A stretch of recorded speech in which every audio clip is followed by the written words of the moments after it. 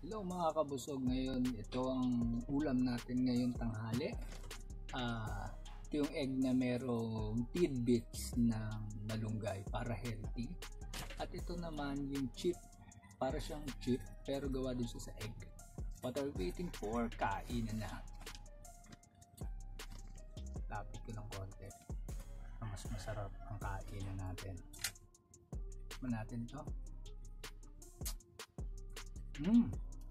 Parang ano siya, egg siya, coated niya yung egg, tapos para siyang may lasang, actually may lasang ano, yung meatloaf.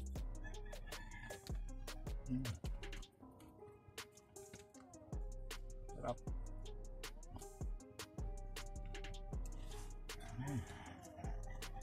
Sarap nito.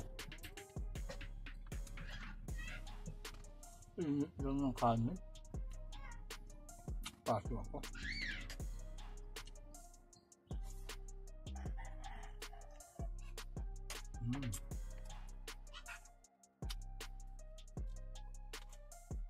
Very flavorful. Ito yung luto ni Mother. Si Mother ang madalas mag luto ng ganito. Nag-i-invent.